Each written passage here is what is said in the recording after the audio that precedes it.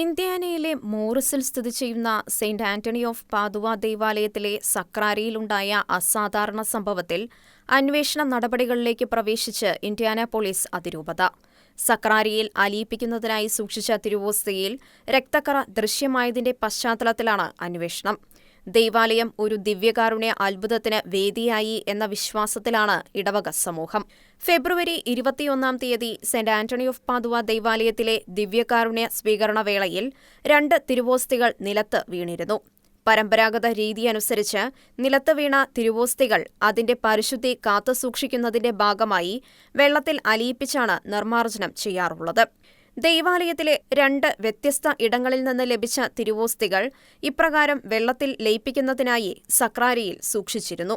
തുടർന്ന് ഞായറാഴ്ചയിലെ തിരുക്കർമ്മങ്ങൾക്കായി തിരുവസ്തുക്കൾ ഒരുക്കുന്നതിനായി ശനിയാഴ്ച വൈകിട്ട് ദേവാലയത്തിലെത്തിയ ദേവാലയ ശുശ്രൂഷി സക്രാരി തുറന്നപ്പോൾ വെള്ളത്തിൽ ലയിപ്പിക്കാൻ വെച്ചിരുന്ന ഒരു തിരുവോസ്തിയിൽ രക്തക്കറ കാണുകയും പെട്ടെന്ന് തന്നെ ഇടവക വൈദികനെ അറിയിക്കുകയും ചെയ്തു. പെട്ടെന്ന് തന്നെ അവർ തിരുവോസ്തികൾ വെള്ളത്തിൽ നിന്ന് എടുത്ത് സക്രാരിയിൽ സൂക്ഷിച്ചു. പിന്നീടുള്ള ദിവസം പ്രസ്തുത തിരുവോസ്തി രക്തക്കറയോടുകൂടിയ ഒരു നേർത്ത ചർമ്മം പോലെ കാണപ്പെട്ടതായും ദേവാലയ ശുശ്രൂഷി വെളിപ്പെടുത്തി.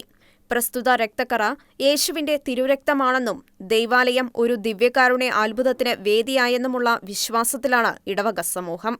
സംഭവത്തെ തുടർന്ന് ഇന്ത്യാന പോലീസ് അതിരൂപത വത്തിക്കാനിലെ വിശ്വാസകാര്യങ്ങൾക്കായുള്ള ഡിക്കാസ്ട്രിയുമായി ബന്ധപ്പെടുകയും അന്വേഷണ നടപടികളിലേക്ക് പ്രവേശിക്കുകയും ചെയ്തു.